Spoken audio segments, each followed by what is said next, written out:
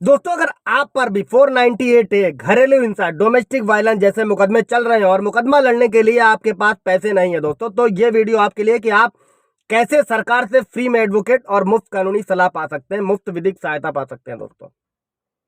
दोस्तों जय हिंद, नमस्कार। मैं एडवोकेट आशीष मिश्रा। दोस्तों, वीडियो को शुरुआत से अंत तक देखिएगा, स्किप मत कीजिएगा, ताकि आप जो मेन इंफॉर्मेशन होती है वो स्किप के चक्कर में वो भी स्किप हो जाती है।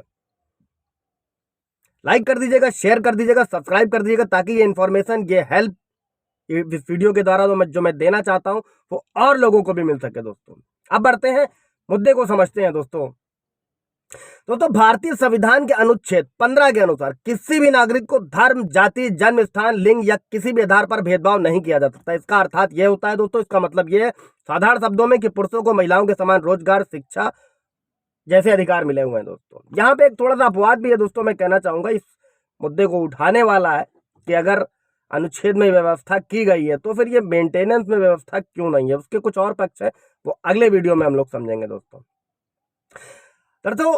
आमतौर पर यह देखने मिलता है कि जब भी पति पत्नी के बीच कोई विवाद होता है, दोस्तों कोई झगड़ा होता है, तो पत्नी कानून का सहारा लेकर पति पर केस कर देती है और इसमें दहेज, मारपीट, परेशान करना, झगड़ा करना जैसे शामिल होते हैं मामले। दोस्तों, और शादीशुदा पुरुषों के पास भी शादीशुदा महिलाओं की तरह ही कानूनी अधिकार होते हैं और इसमें पति अपनी पत्नी की शिकायत कर सकता है और कोर्ट की तरफ से सब कुछ सही पाने पर पति को न्याय भी मिलता है। बट टाइम टेकन जरूर होता है। दोस्तों, अभी समझते हैं दोस्तों कि शादीशुदा पतियों के पास कौन से कानूनी अधिकार हैं। दोस्तों, तो सबसे पहले तो मेंटल हैरेसमेंट की शिकायत कर सकते हैं। पत्नी की तरफ से अगर कोई हिंसा की गई है, उत्पीड़न किया गया है, तो उसके अगेंस्ट शिकायत कर सकते हैं। दहेज, अगर झूठा मुकदमा दर्ज कराया गया है तो उसकी शिकायत कर सकते हैं। दोस्तों, गाली गलौज करती है, धमकी देती है, तो उसकी शिकायत हो सकती है।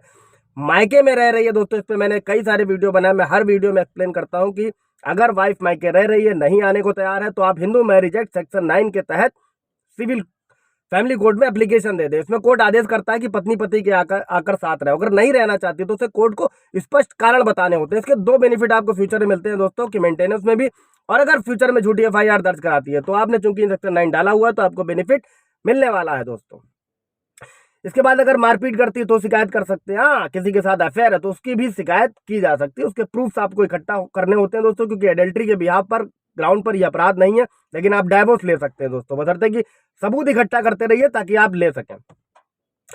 अब समझते हैं दोस्तों कि पति अपनी पत्नी के खिलाफ कानूनी मदद लेता है तो हिंदू मैरिज एक्ट के तहत वो पत्नी से मेंटेनेंस भी मांग सकता है। दोस्तों, हालांकि ये तभी संभव है जब पत्नी नौकरी करती है। इसके अलावा पत्नी की तरह ही पति भी कोर्ट में तलाक लेकर याचिका दायर कर सकता है, ये अधिकार। और साथ ही खुद से बनाई हुई जो प्रॉपर्टी है, पति की स्व अर्जित प्रॉपर्टी, उस पर पति का ही अधिकार होता है, उसका पत्नी पर कोई अधिकार नहीं होता है।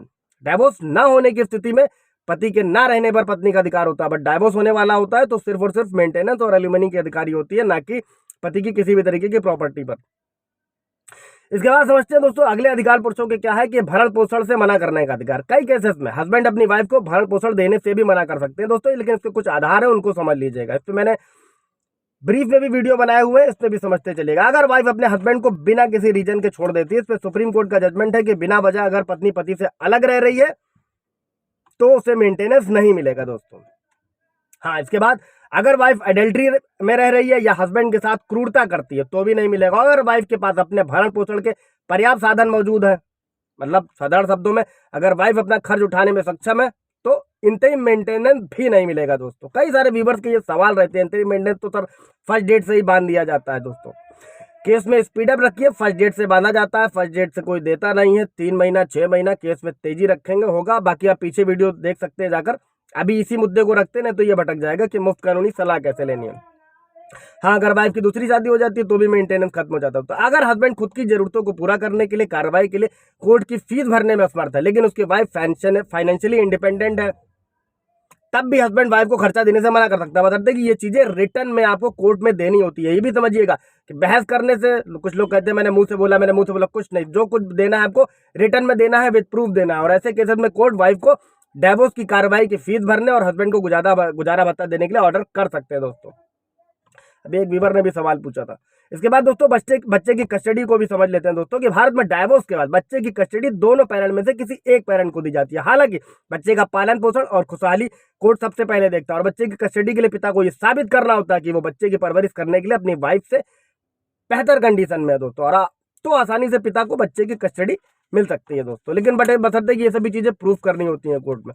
हाँ, अगर बच्चा 5 साल से नीचे का है तो अधिकतर महिला को ही कस्टडी दी जाती है दोस्तों, लेकिन उसके बाद वो पा भी सकता है। अभी एक और इसमें भी सुप्रीम कोर्ट का जजमेंट था जिसमें 5 साल से कम के बच्चे की भी कस्टडी पिता को दी गई थी।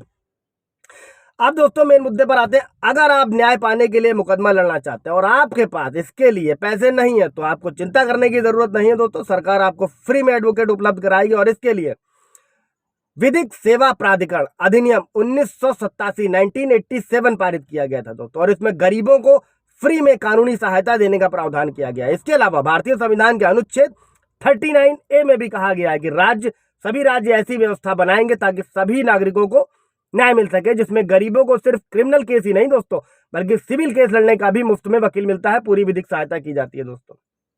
कोर्ट केस में भी जो खर्च होता है वो भी दिया जाता है दोस्तों।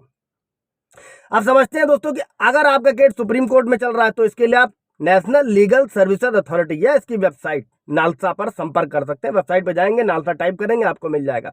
इसके अलावा अगर आप हाई कोर्ट में केस लड़ना चाहते हैं मुफ्त कानूनी सहायता के लिए तो आप स्टेट लीगल सर्विसेज अथॉरिटी में संपर्क कर सकते हैं। इसके लिए भी आपको नालसा की वेबसाइट पर जाना होगा। इसके अलावा गरीबों को जिला स्तर पर भी मुफ्त कानूनी सहायता दी जाती है दोस्तों, और इसके लिए डिस्ट्रिक्ट लीगल सर्विसेज अथॉरिटी से संपर्क किया जा सकता है दोस्तों। ये सभी जहां भी कोर्ट होते हैं फ्रंट ऑफिस में इन सभी का ऑफिस होता है, डीएलएफए का ऑफिस होता है दोस्तों। आप ऑफलाइन और ऑनलाइन दोनों ही तरीके से संपर्क करके मुफ्त कानूनी सहायता पा सकते हैं। विधिक सेवा प्राधिकरण 1987 की धारा 12 के तहत उनकी शर्तों को पूरा करने के बाद में। कोई सवाल जवाब होगा पूछ लीजिएगा दोस्तों। Thank you.